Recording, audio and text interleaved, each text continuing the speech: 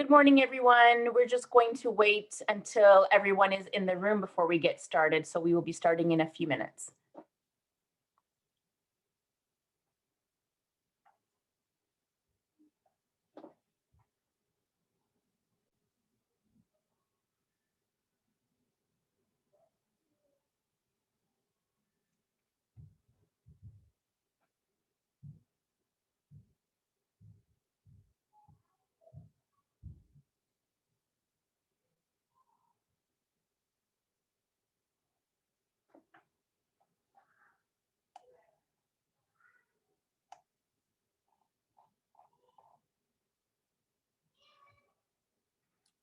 We'll give it one more minute and then we'll get started.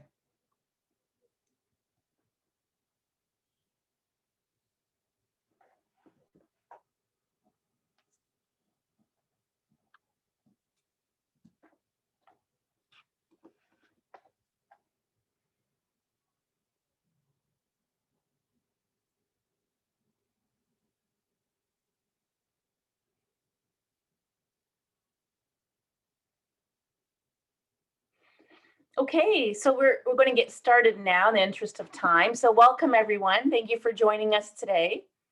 For those of you who I have not yet met, my name is Jabina Aslam. I'm the Assistant Director of Recruitment and Admissions of Graduate Programs at the Faculty of Law.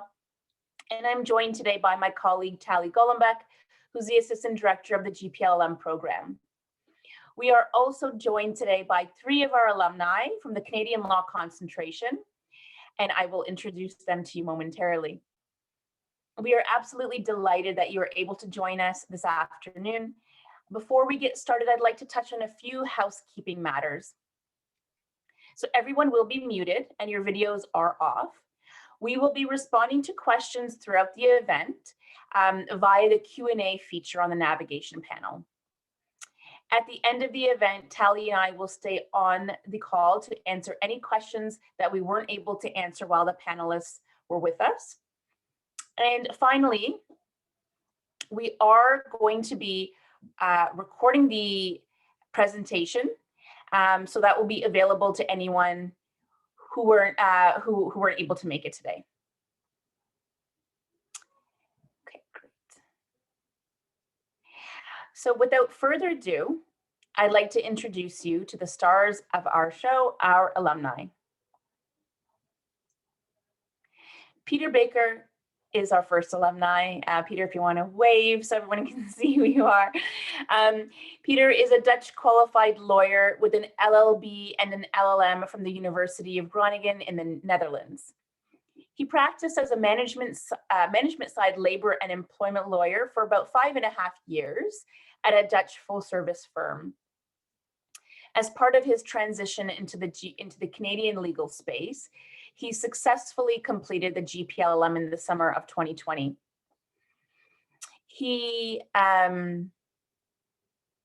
Sorry about that. And he's currently articling at labor and employment firm Edmond Harnden LLP in Ottawa.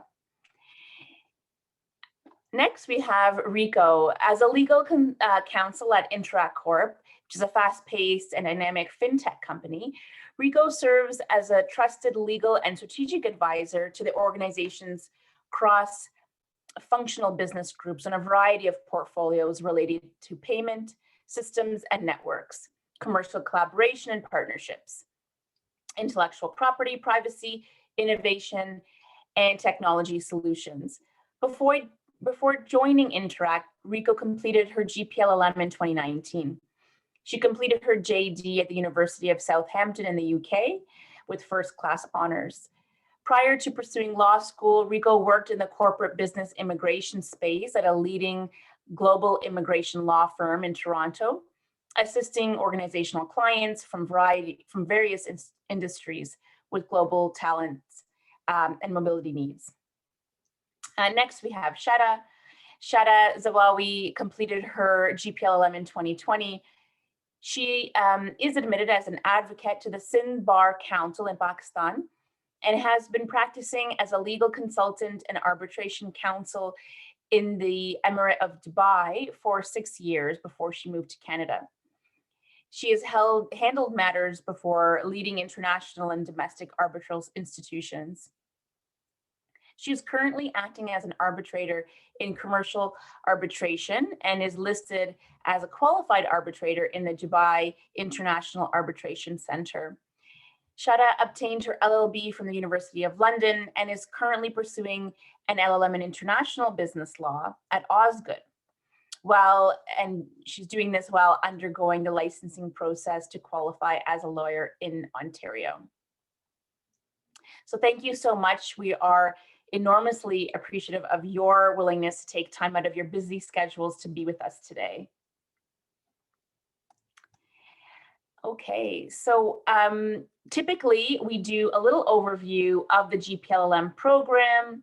We talk about the Canadian law in a global context, and then we get into application and admission process and get into some questions there. But today, one of our panelists will be leaving shortly. So we're going to start with our Q&A. So I'm going to start with a question for everyone. So we can start with Peter. What requirements were you assessed by the NCA? So I was asked to complete the core subjects with the NCA. So I had 5 courses that I need to complete during the GPLM, and everything else was optional.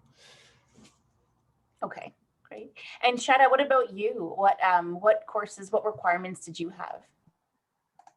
Okay, so I guess my requirements were quite stringent because of my distance learning background. So I had been assigned to complete 8 core subjects along with 2 years of in-class study in a Canadian law school. Okay, great. And what about you, Rico? Thank you, Jebian. I am somewhere in between Peter and Shada. I was assessed to complete 7 courses because I completed my law degree in the UK, so it's considered as common law jurisdiction. So my assessment was 5 core courses plus 2 optional, just for everyone's benefits. The 5 core courses that we all assess, which we all have to complete to get NCA accreditations, are at Canadian Administrative Law, Canadian Constitution Law, Canadian Criminal Law, Foundations of Canadian Law, and Canadian Professional Responsibility. Those are the 5 core courses that we all have to complete. Great, thank you for mentioning that, and we'll get into that a little bit later as well. Shada, my first question is for you. You have many years of experience working in law in Pakistan and in Dubai. How long did you consider starting the NCA process before applying to the GPLLM and perhaps other programs? And what ultimately made you decide to start the process when you did? So I came to Canada in 2019, and I think at the same time I decided to apply for the GPLLM and NCA at the same time, because when I went through the requirements, I got an indication that I would have to enroll in a common law law school. So I would say the decision to do the GPLLM and to enroll for the NCA just happened concurrently. And what made me decide to undergo the accreditation process is I had moved to Canada as a permanent resident, so I wanted to continue working in the legal field. So I thought it was best to start with the process right away. And I applied for both these things together simultaneously. Okay, great. Peter, you did your LLB in the Netherlands. What informed your decision to pursue a graduate degree rather than writing the challenge exams or taking individual courses at a Canadian law school? Well, first and foremost, I thought it was very important to be able to show a transcript at the end of the day. And it would be nice if that included a degree, just so that I would be on equal footing with Canadian law students. And this seemed like the best opportunity for me to put myself in a position that I would be competitive. And secondly, I think I strongly believe in networking, like with my peers, and like, even though the people that you're in class with at the moment might not be in a position to help you get to the next step in your career, they will at some point. And that's also something that the GPLM convinced me of, like, while reading the materials and the presentations, that is something that the program offered. So I just figured that it would be a good idea for me to pursue a graduate degree. Great. Recall, it's important to acknowledge that we're not the only game in town. What made you choose our program specifically? I think I cannot agree with Peter and Shada more on the networking front. I'm also a person who enjoy networking and human-to-human interaction very much. So before I finished my law school in the UK, I started looking for postgraduate program in the Canada, just so, first of all, as Peter said, we can leverage our Canadian legal education as well when we start to look for an articling opportunity. But also, I just personally, I don't think law education should be a lonesome journey for one to prepare for exams one after another for the accreditation of NCA. So I decided to apply for the graduate program in Toronto, which is the city that I live in. And there are many options here, but the sole reason, or the most important reason, that I chose U of T program is, first of all, as we all know it, University of Toronto is a prestigious name and it carries a lot of weight there. And I just walked around the campus, and it's a beautiful campus. And I saw the library, it's beautiful. And I imagined myself studying in an environment like this, which, I could enjoy the vast resource that the law faculty. And also, I think the length of the program is perfect. It's 1 year. I think it's relatively shorter than comparable programs in the city. And also the 3 concentrations of the program are laid out perfectly for my for my interest, which is the Canadian law that I definitely wanted to study, but it also has concentrations in technology and business law, which are also my areas of interest. That's why I applied to the program back in 2018. Great, thank you so much. That's really helpful and insightful, I'm sure, for the attendees today. So our next question is for Shadha, and actually it would be great to hear from all of our panelists on this one. How did you negotiate the demands of the program on top of your existing commitments? So whether that's work or family or volunteering or whatever else you had on the go, how did you negotiate the demands of the program? And we'll start with Shadha. So I think the GPLLM program has been organized very nicely, and because of that, I didn't have to do much to negotiate the demands, and also because I was working independently, so I could, really manage my time and the classes according to my schedule very smoothly. The classes were on weekends, so that was it was good in terms of work commitments, but perhaps in terms of family commitments, I had to kind of it kind of created a little bit of issue of spending time with family, but because the classes were arranged 1 week after the another, so that gave us a good break, and also a good time to organize ourselves, prepare the or go through the study material. So I think it was very well designed, the whole timetable, which made it much easier for me to organize myself and also meet the demands of the course at the same time very smoothly. Great, thank you. And Peter, do you have anything to add to that? Yeah, so I had my arrangement was that I continued to be employed with my Dutch employer. So they made an arrangement for me, very atypical, but to stay on part-time. And that was an ideal combination because the program is designed obviously for people with significant time commitments. I mean, just goes to show that if someone is willing to commit their Friday evenings from 4 to 9 to a program, that they're like dedicated and probably have commitments during the week. So did I, and it made for the ideal combination because the work, there's obviously a big workload in the program. It's a significant commitment. You can't take it lightly. But at the same time, it is possible to combine it with work because you are given so much flexibility to do your coursework. Everybody understands that cramming in all the subjects once every other week on the Friday evenings and the whole Saturday really allows you to plan your week, and then you'll find your time. So that's how I arranged it, and I worked out very well. Right, thank you. Rico, do you have anything to add to that? Just to add on to Peter and Shada's points, it's definitely not going to be an easy task to work and study at the same time during the program.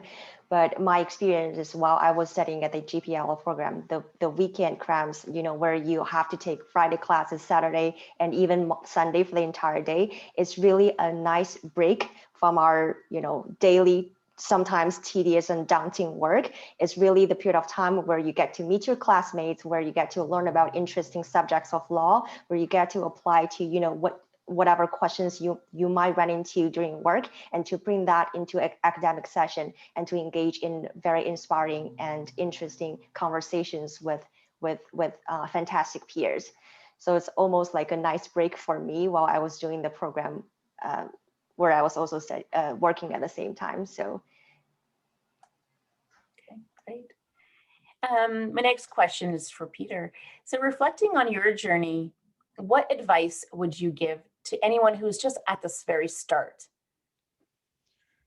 Well, so my journey is one to become licensed in Canada.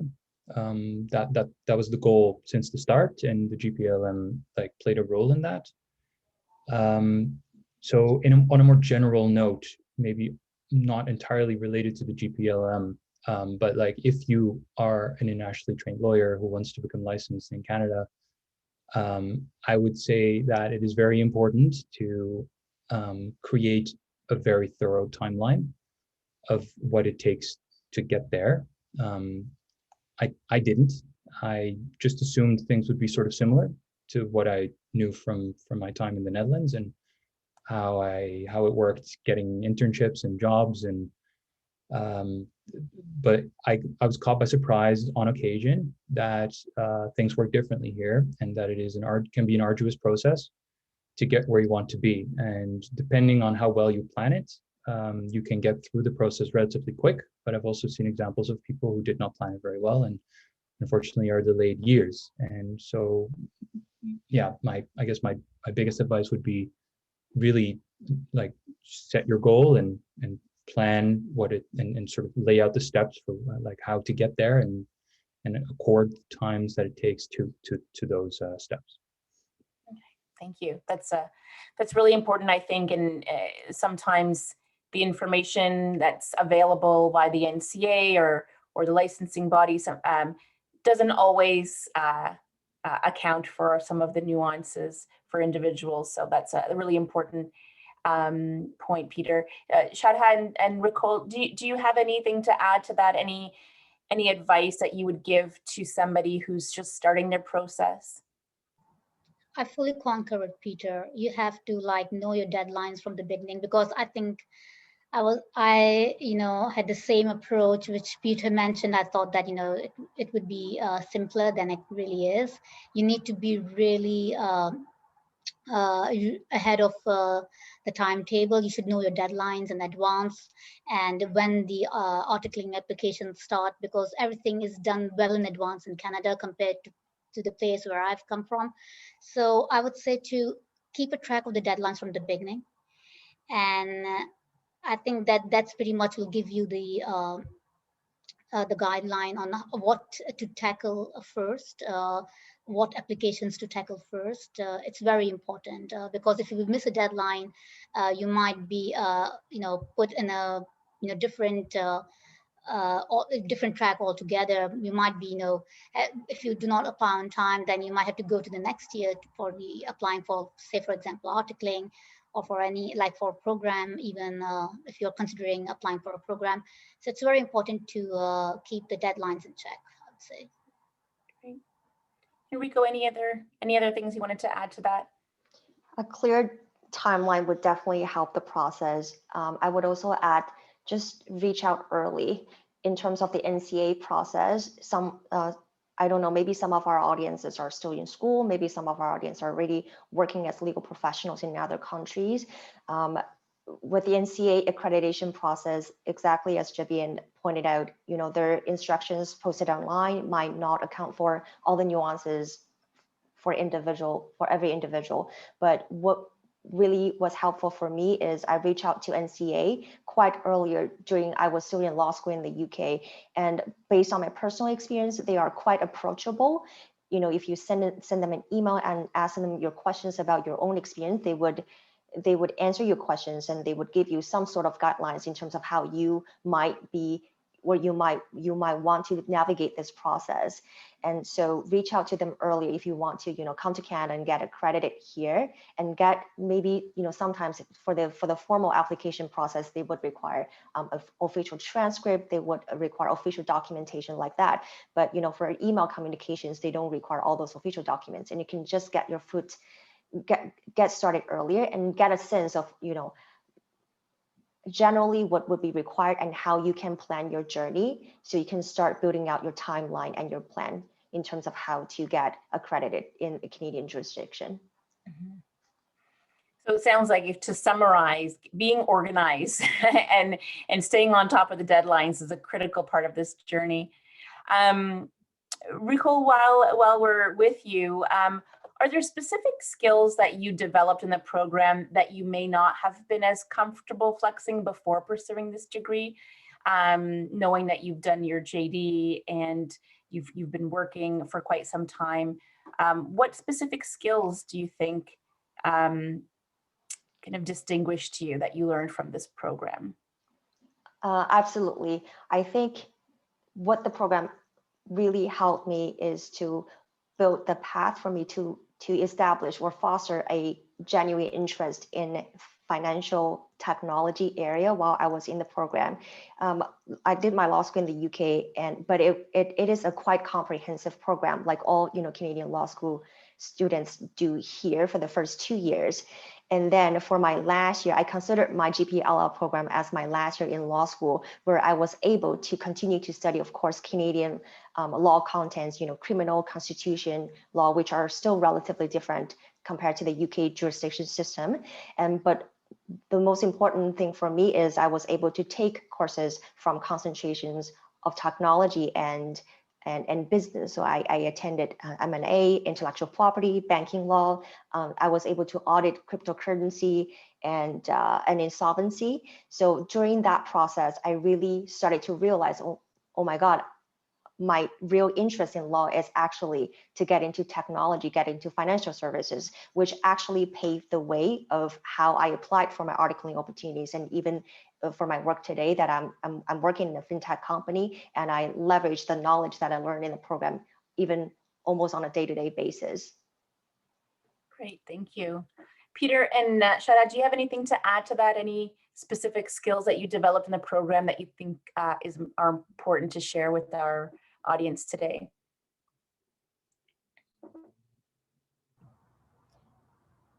Do you want to go first, Shada, or should I? You can go ahead, Peter. I'll follow you. Sure. Well, the skills that I picked up on are definitely somehow related to, I guess, the whole principle of how the common law works. So I'm originally from civil law jurisdiction, and it requires a really different way of looking at things. And it's definitely something I picked up along the way. And I think I couldn't have done it myself if I just taken in, like, did the NCA tests, or the NCA qualification tests. Because it just, you get the professors obviously who are like well versed in their respective areas, and they'll like with the greatest ease they'll just explain to you how things work around here. And it's the way of thinking that was involved in like mastering the law that I think I'm profiting from now that I'm actually getting hands-on work experience. Thank you. Shada, did you have anything to add there? Yeah, for me, I believe the most important skill that I picked up from this program was being able to constructively participate in discussions, because the program gives you so much room to participate, and it's focused on participation along with the core hard skills. So that was very refreshing and helpful for me. More because I was an independent student before, so I was missing on that front as well in my early law school days. So for me, I think that was the most important skill this program emphasizes on. And for me personally, this was the most enjoyable aspect for as well in the program. Thank you. So it looks like we've got a few questions for you from the audience. We'll take a few of those now. Okay, so the first question we have, and any one of you can answer this. Let's see here. Okay, so given that you are all internationally trained lawyers, what did you do during the weekdays when there are no GPLLM classes to further your career goals? We can start with Ricole, and then we can do Peter and Shadha if you have anything to add. My apologies, Javine. Could you please repeat the question? Sure. I was just reading the Q&A panel. I didn't listen clearly. No problem. The question is, during the weekdays when you were not in class, what did you do, if anything, to further your career goals? Was there anything that you did during that time, outside of studying, I assume, to help you reach your career goals? Sure. I think during my year, when I look back now, during the year that I attended GPLLM, one of my most important life priority was to find an articling position. And as Shada said, for international trained lawyers, when we returned to Canada, started the GPLLM program, it's almost a parallel for us that the articling recruitment cycle ended that exactly year as well. So it's almost like we are already behind when we start the program applying for articling opportunities. So while I was studying for the GPLLM program, I collected my thoughts and efforts back together, and I started looking for articling opportunities. Although the formal recruitment cycle was over during that summer, but there are still, good organizations who would start looking for articling students the year after or during the entire year. So what I did for at least the first half of my GPLLM program, not on class days, I was focusing on, preparing my resume, practicing my interviewing skills, and make sure that I do the readings, I keep my grades high so that I would be ready to compete with domestic students. And the second half of my GPL program is because I finished my accreditation courses during the first 2 semesters of my program. So I was able to take the June bar exams during that same year. So starting, I think, April or May-ish, once I found my articling position, I remember the day that I finished my last articling interview, I went to pick up my bar exam preparation materials. So as soon as I've done that, I started studying for my bar exams, and that sort of lasted until the completion of the GPLL program. Wow, thank you, Ricole. That's quite organized. Peter, Shada, do you have anything to add to that? In terms of what you did to prepare yourself for your career goals during the time that you weren't actually in class? Yeah, I can go first. So I did what I think most new students would do in a new country. I tried to visit the career fairs that are out there and the career events, and maybe sort of get an update on like how to write a resume and is it different here, and just get a sense of that. Also, and I think Shada will concur, it's unfortunately by the time that we sort of really started to maybe look into opportunities outside of the academic world, the pandemic broke out. So there was not much in-person stuff for us to do.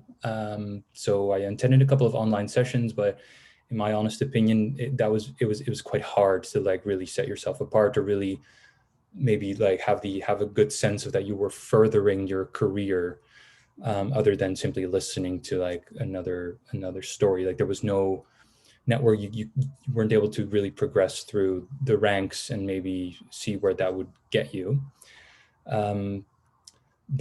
Yeah, so my addition to this, I guess, is I attended the career events at the start of the academic year.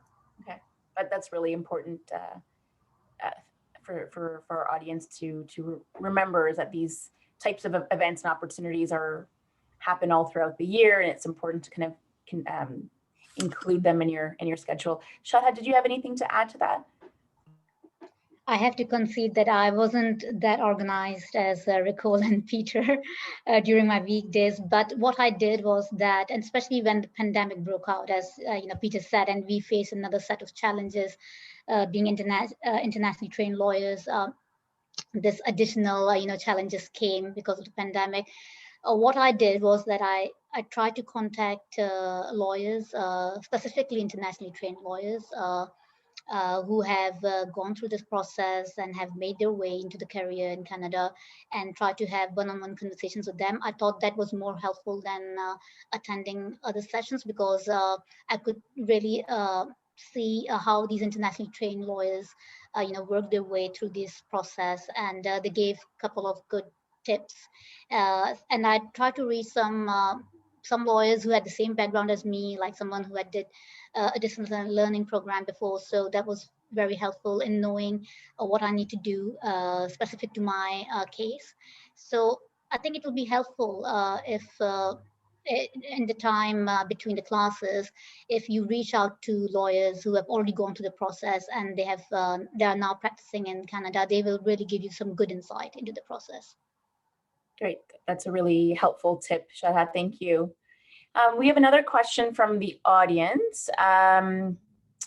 Did you feel that you were on par with Canadian JD grads during the recruitment for articling positions?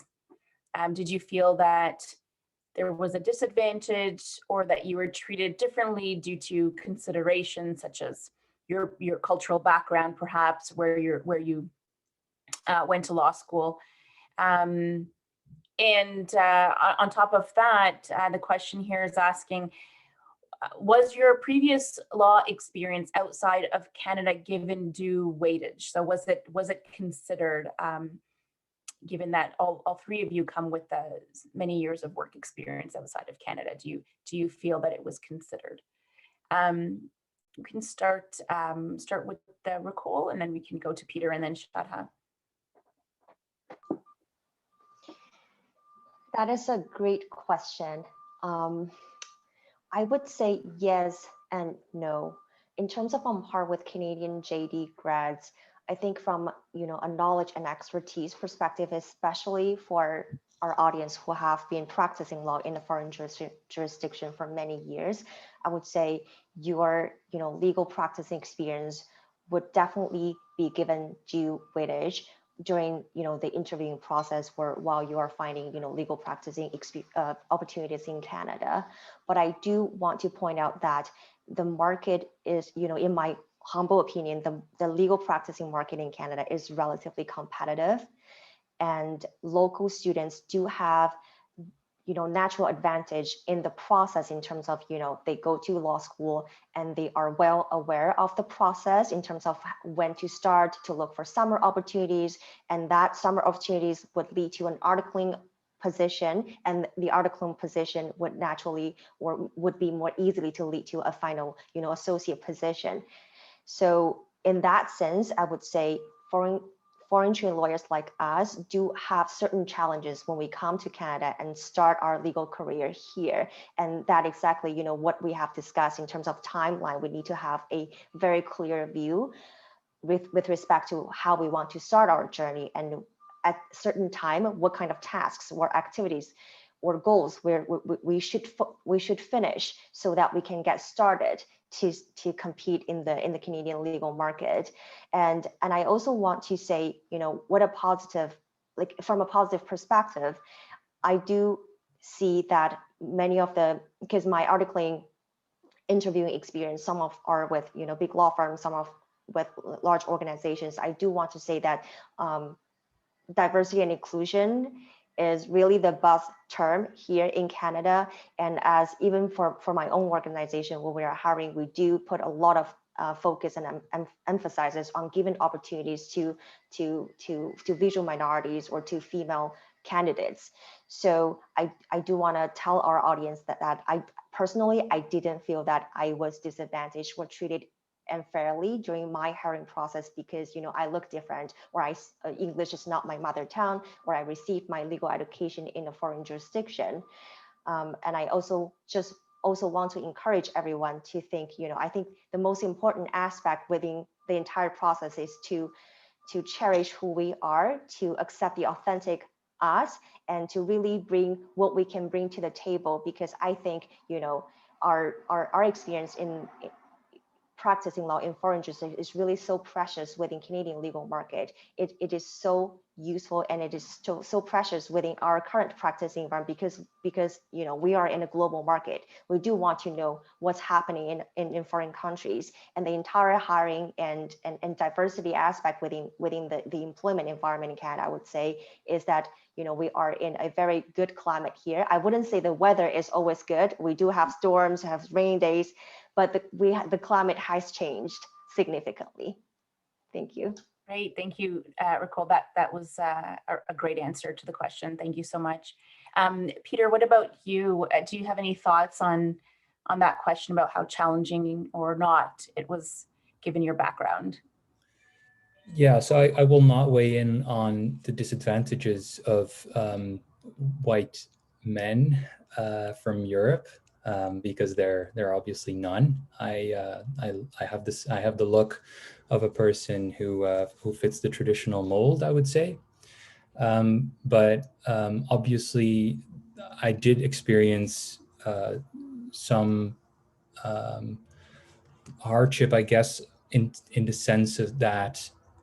It is not always easy to immediately find your place within a legal system that is so heavily orchestrated and created around the traditional law school model as it exists in Canada.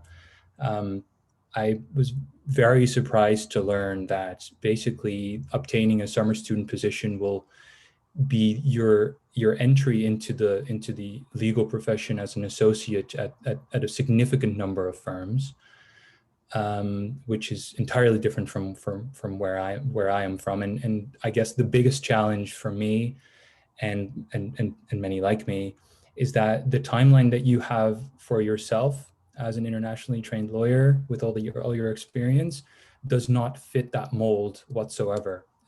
You obviously think that you're going to have mastered the legal aspect, the content of it after you finish your GPLLM and you meet your NCA criteria, your NCA requirements. But it's basically a 3-year trajectory for regular Canadian law students, and we try to cram that in off-cycle type timelines. And that is just not something that the legal space in Canada is equipped to do at the moment. And I think that's the biggest challenge. So I wouldn't say that I necessarily have been rejected from positions because of having a different background. I just asked them to do something that the system was not equipped to do, which was give me a position when it fits me, when the time is right for me. So I will also say that the firm that I am with now, and I think there are many firms like this, they perfectly accommodated me as soon as they assessed my credentials. Maybe this is a good thing to share. I only had one interview for an articling position, and was with this firm, and they immediately hired me. And they said, we understand that you're an off-cycle student. We understand you have a different background. So when would you like to start? Because we would like to offer you this opportunity. So these are, even though the system might not be equipped, there are obviously exceptions to the rule. And so I guess that's a bit of an uplifting end to a quite serious note. Yeah, no, I think that's an important one, because I think you're right, Peter. The schedule of our program is not necessarily aligned to the typical, and Tally can speak more to this, the articling process in Ontario. But as you said, you know, if you're persistent and you knock on the right doors, there might be an opportunity, and depending on the flexibility of your criteria, there might be an opportunity. And all of our students have gone through this year after year.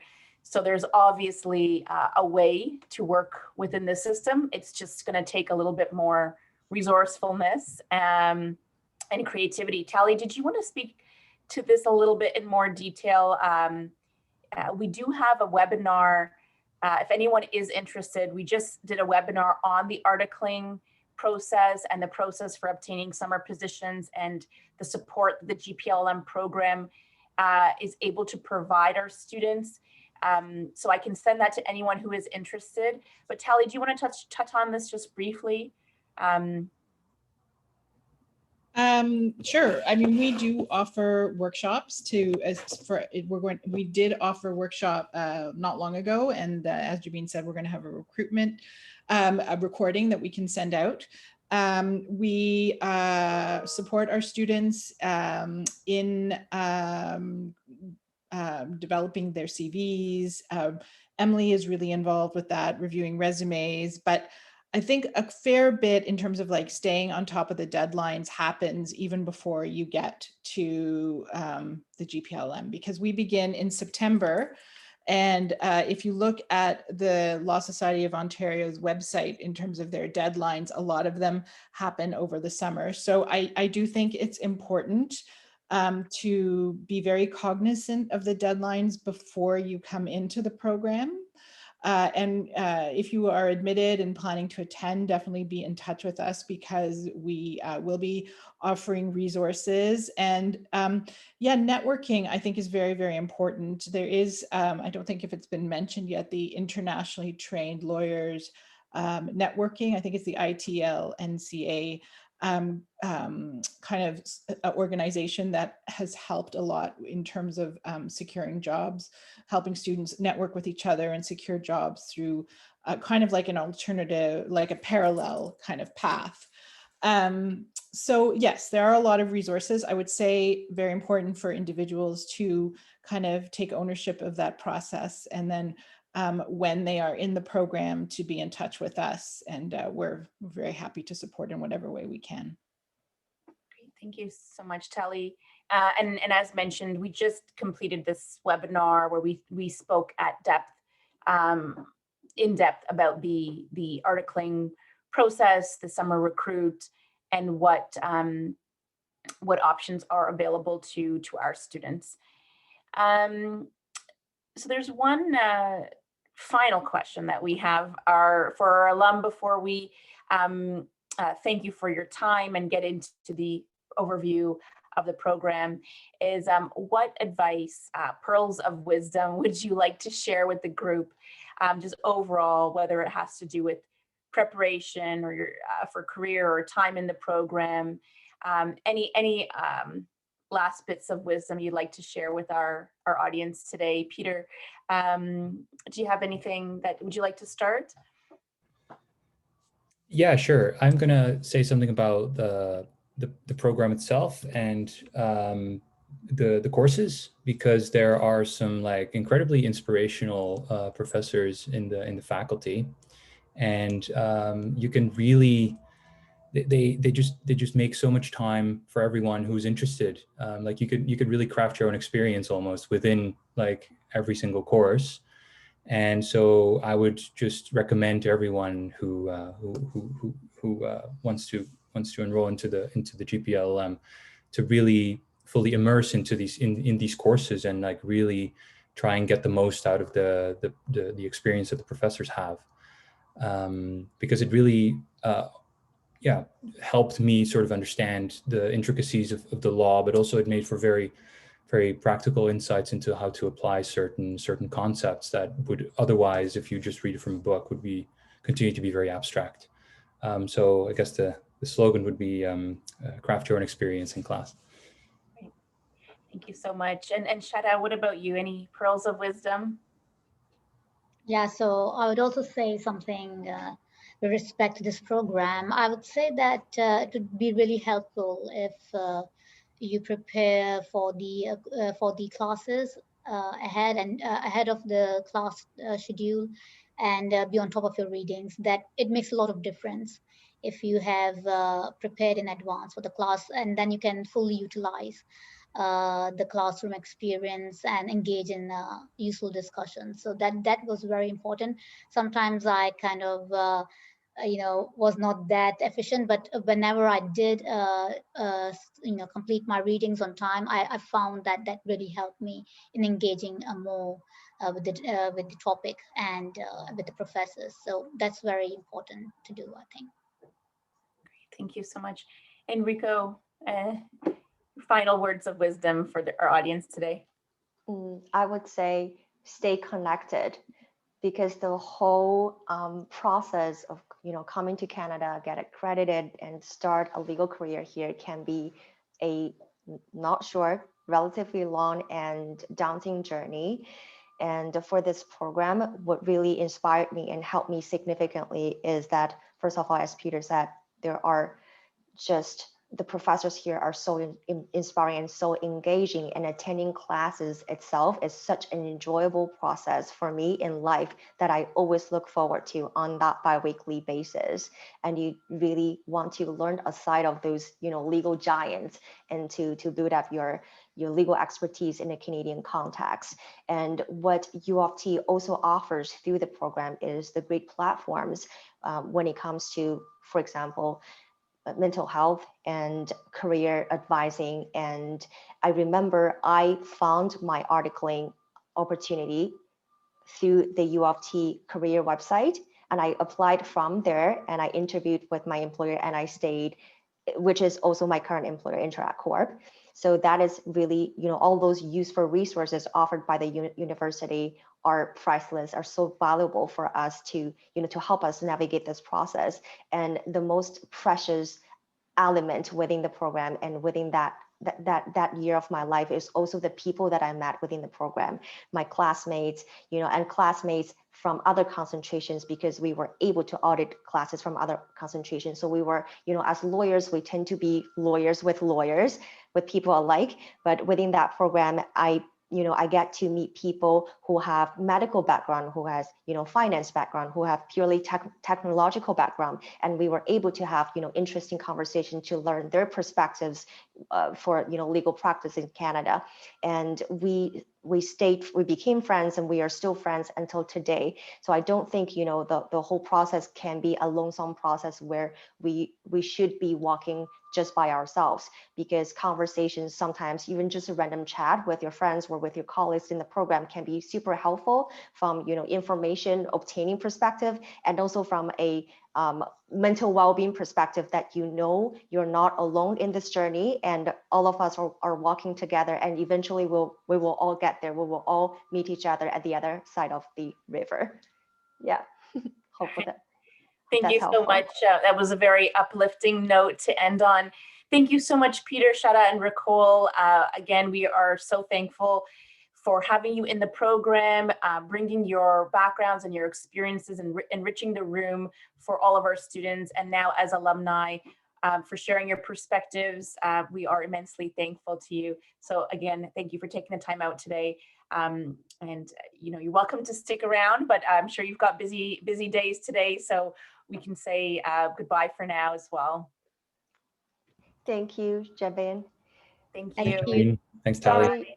Sorry, I have to jump off early for another meeting, but just want to say to everyone, feel free to connect me on LinkedIn, and I'm happy to answer more questions as you fit. Thank you for being here with us. Thank you. For the audience members, we are going to continue the presentation. So if you'd like to stick around, we will have more to say. Thank you again. Thanks. Bye-bye. Bye. Okay, great. So for those of you who are still with us, we will now get into an overview of the GPLLM program and talk about the application process as well. So over to you, Tally. Okay, I'm trying to advance the screen and I can't. Oh, there we go. Okay, there we go. So what is the GPLLM? The GPLLM is Canada's first executive Masters of Laws program for lawyers and non-lawyers. It's one of the very few executive graduate law degrees in North America. It's offered on a full-time basis over 11 months, with classes being offered on Friday evenings and Saturdays. And starting in 2021-22, we will have a part-time offering of the program. At the end of the program, our graduates earn a Global Professional Masters of Laws degree. And what makes it rich are the discussions and real-world case studies in which the classes engage every week. The Canadian Law in a Global Context concentration, in which you are all here to learn about, is largely intended for internationally trained lawyers who wish to become licensed to practice in Ontario or who wish to become conversant in the common law.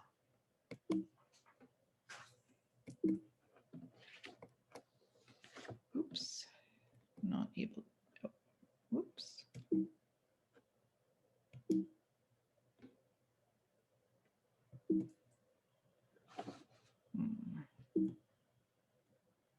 Okay, the GPLLM has 4 concentrations: business law, innovation, law and technology, the law of leadership, and the one you're here to hear about today, the Canadian law in a global context.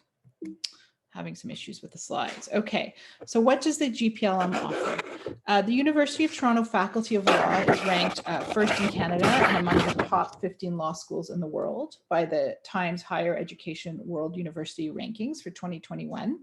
The faculty are leading experts in their fields who regularly shape the most important issues in our society and are at the leading edge of pressing legal issues in Canada and around the world.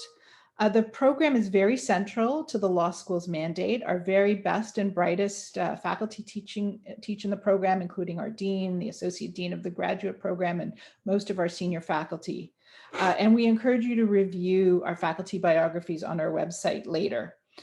So you'll have access to some of the world's leading minds in law, and you will also have the ability to meet other fantastic professionals from around the world who, like you, may be looking to begin or advance their employment in the Canadian legal market.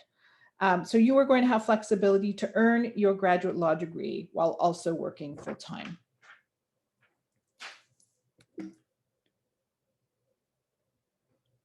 So the NCA, the National Committee on Accreditation, assesses the legal education credentials of individuals trained outside of Canada and those who earned a civil law degree in Canada who intend to apply for admission to a Canadian law society. And you heard a little bit about the NCA accreditation from our panelists. The NCA will require candidates to successfully complete specific subjects either by taking courses at a Canadian law school or by passing the NCA's challenge exams. And most civilly trained students will need 8 courses, all of which we offer. GPLM students who successfully complete their GPLM courses in the Canadian Law in a Global Context concentration do not need to complete NCA challenge exams.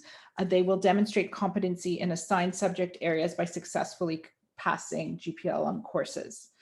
It's very highly recommended that applicants contact the NCA before applying to the GPLM program in order to know what courses they're going to be required to take.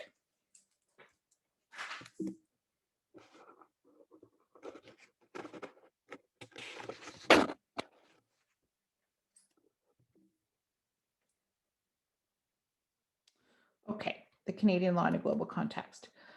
There are both academic and professional reasons to come to the GPLM to meet your qualifications. And I think you've heard a bit about that from our panelists.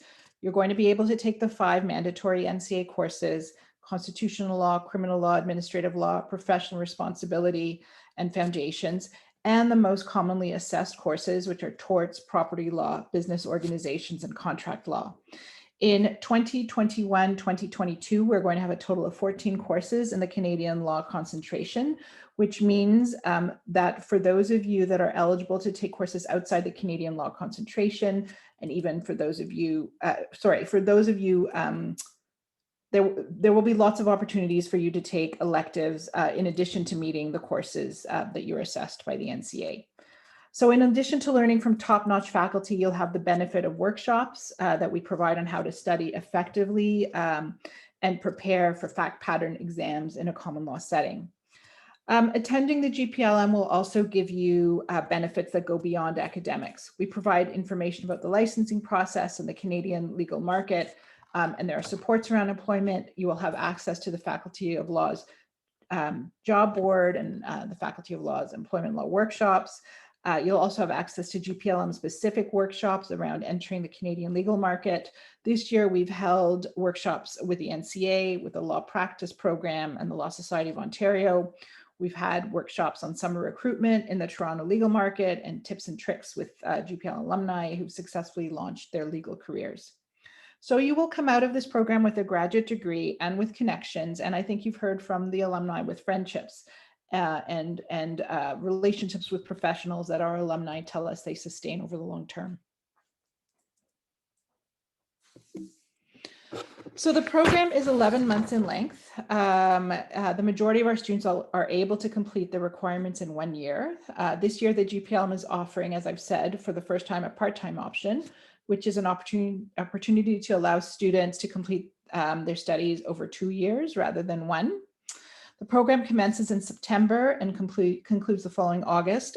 Course offerings are spread across 3 standard semesters, so fall, winter, and summer, plus 1 intensive. Classes are held in the faculty's state-of-the-art Jackman Law Building at Avenue Road in Bloor. And of course, this year we've had our classes held mostly via remote learning, but our plan, the university's plan, is to return to as much in-person learning as is possible in the fall. Classes are offered in the evenings and on weekends in order to accommodate the schedules of busy professionals. Over the course of the year, students complete 10 courses in order to graduate. The one required course is Foundations of Canadian Law, and depending on your admissions requirements, a minimum of 4 additional courses from within the Canadian law concentration.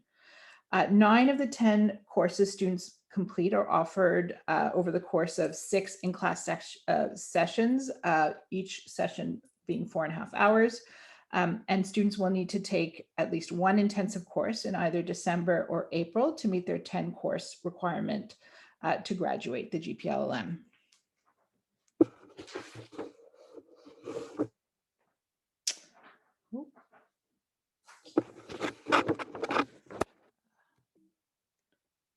Let's go to our courses, our slide on courses. Yeah, there we go. So all NCA candidates will be required to satisfy 5 mandatory courses: Foundations of Canadian Law, Professional Responsibility, Canadian Administrative Law, Canadian Constitutional Law, and Canadian Criminal Law. Students who are educated in civil jurisdictions also often have to complete property law, tort law, and contract law. In addition to those 8 courses, we offer legal research and writing and business organizations. Plus, we're going to, as I've said, we're developing 4 elective courses: evidence, legal process, trial advocacy, and advanced criminal law. So there will be a total of 14 courses in the Canadian law concentration.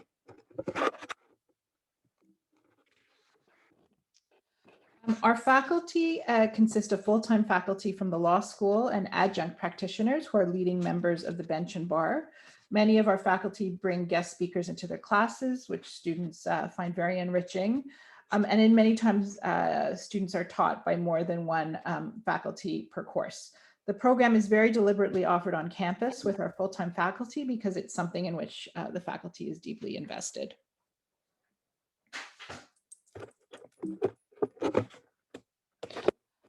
Courses are intended to place participants in the same position as our JD students when they complete 3rd year.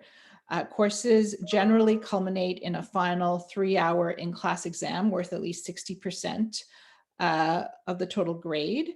Of necessity, GPLM courses are rigorous and intensive. The graduate grading scale is different from the undergraduate grading scale and requires students to earn a minimum of a B- or 70% in order to pass. Once students have met their NCA qualifications, they can apply for the Certificate of Qualification from the NCA, which allows students to begin their licensing process. And here you have a slide which profiles our Canadian law concentration for 2020. We have had 62 students fill out the survey out of a total of 69 students in the concentration this year. 94% hold a law degree. The average is 7 years of work experience, and 6% of our students are new to law. 63% are currently earning their first law degree, and 37% have come already with 1 graduate degree.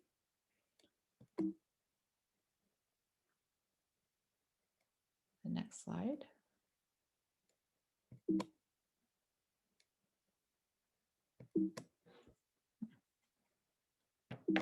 Jabine, are you able to advance to the next slide? Yes, do you see the next slide? Are you on the second slide for the Canadian law? Okay, there we go. Yes. There you go. So of the 62 out of the 69 students, 48% come from the legal sector. So that's the vast majority, although there are several other industries that are represented. And I think that that is it. And we're going to speak about the admissions process next. Thank you, Tally. So now I will review the admissions and application process for anyone who's not yet familiar. As you might know, we don't require a previous law degree. So any undergraduate bachelor's degree from any discipline with a minimum of a mid-B standing is required. We ask for 0 to 5 years of progressive professional work experience. So applicants with fewer than 5 years of full-time work experience will only be permitted to take courses from within the Canadian law in a global context concentration. Applicants with more than 5 years of progressive professional work experience can take up to 5 courses from other concentrations offered. So as Tally mentioned, from the business law or the innovation law and technology concentration, that option is available to you. Rico spoke a little bit about the benefits of doing that when she was in the program. What I wanted to make clear is and emphasize the requirement for progressive professional work experience. So this does not include internships or summer placements. It's full-time work experience. The admission documents that we require include your transcripts. And it's important to note that for the purpose of the application, we only need unofficial electronic versions of your transcripts. So if they're downloads from your university, transcript portal or your mark sheets, that's all we need for the application. If you are offered a spot in the program, at that point, we ask you to arrange for sending your hard copies or your official copies from your university. In addition to the academic transcripts, we require your resume, 2 reference letters, a personal statement, and the NCA assessment if you have one. If you don't have the NCA assessment, not to worry, we will still review your application and provide you with a decision. Once you do have your NCA assessment, even if it comes after the program has started, just send that to our office, but it's not required for admission into the program. A couple of notes about the reference letters and personal statements. On our website, on our admissions page, we do have recommendations for questions that you can share with your referees that will help them draft a strong reference letter for you. So please take a look at that. You'll find that on our admissions page. And for the personal statement, again, we have recommended questions that you can use to prepare a strong personal statement. Again, on our admissions page, if you have any questions or concerns around those, feel free to schedule a call with a member of our admissions team, and we can talk to you about that in more detail. We accept applications beginning in September every year. We are now in the final round, round 4, and the deadline for that is August 6th. So you still have time to get an application in. And as I mentioned, you can work with a member of our admissions team if you have any questions around that. The sooner you submit your application, the better, of course, because shortly after August 6th, the program does begin in early September. The way you apply is online via the School of Graduate Studies application system. The link to that is on our admissions page. So you can find that there. And typically around this time of year, it can take 4 to 6 weeks to get a decision, depending on the volume. Sometimes it's sooner than that. But again, I would like to emphasize, if you are interested in applying for fall 2021, to please get your application as soon as possible, especially if you have any unique circumstances, if you don't necessarily fit all of our admissions criteria, if there's a reason that the admissions team needs to take a closer look or a secondary review of your application, it's important to get your application in sooner than later for that. And we will hope to get you a decision within 4 weeks. Okay, for the fees, the application fee is about $125, and the tuition is about $35,000 for domestic students and around $67,000 for international students. The updated fee schedule will be on our website under fees. It typically gets updated every July. These figures here will give you a bit of a ballpark, but it's important to check the fee schedule, the updated fee schedule every year. And again, that will be published around July this year. And the fees include your program materials, but not any textbooks if you're for the Canadian law courses. Some of them will have textbooks, others won't, but you'll learn that once you're in the program and you get your syllabi. There are ancillary fees of approximately $1,500, which are not included in this tuition amount. We do require a $500 deposit to secure your spot. And the balance of the tuition is due in 2 installments. So the first in late August and then the second in late November.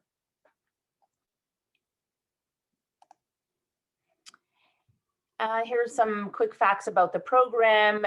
The location will be the Jackman Law Building, the St. George campus, and online if COVID restrictions don't allow us to be together. We will make accommodations for that. The program begins in September of every year and it goes until approximately July. Do check the program schedule on our website. Again, you can see it on our admissions page.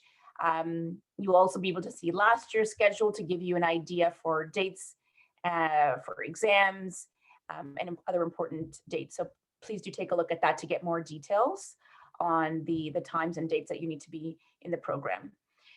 The program schedule is the same for all of our concentrations.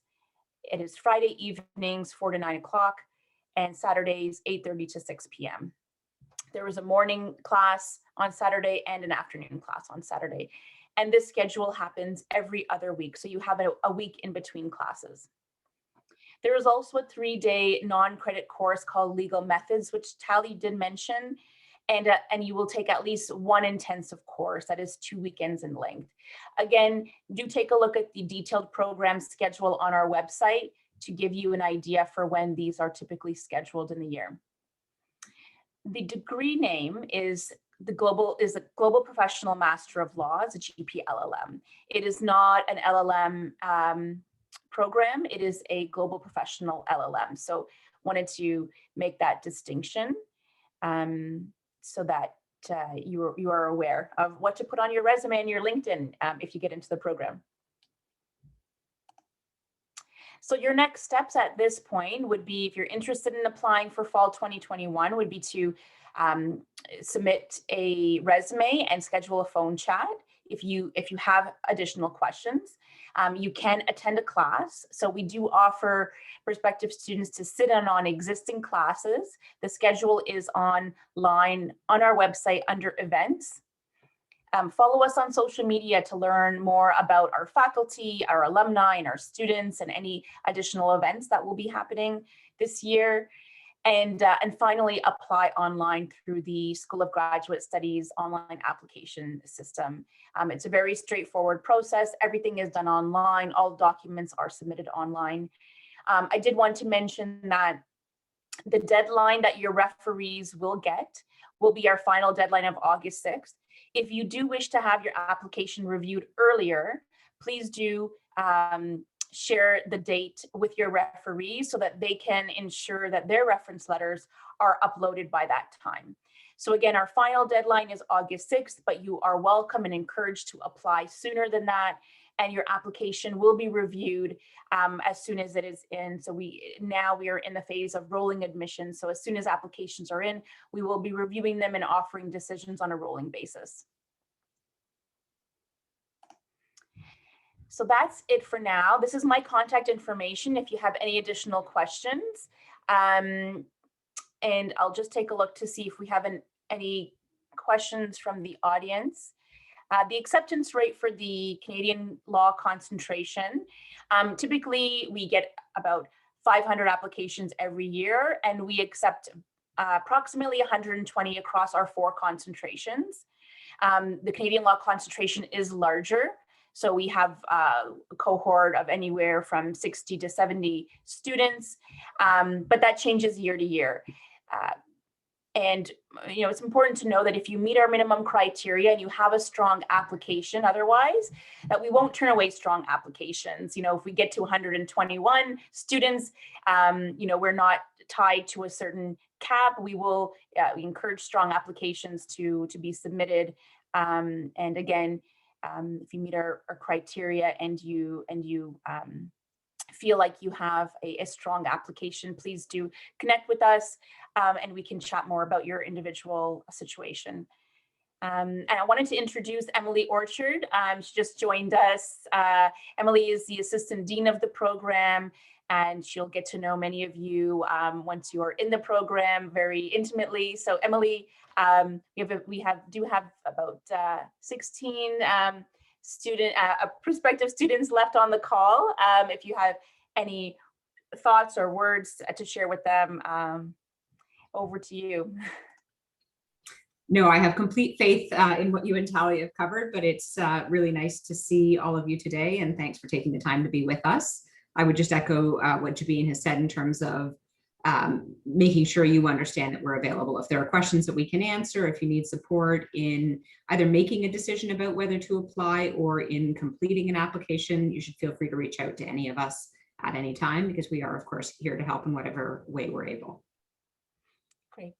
Thank you so much. Thank you everyone for joining us today. And this recording will be available if anyone is interested in taking a look at it at a later date. Please email us at admissions.gpllm@utoronto.ca and we'd be happy to send you the link.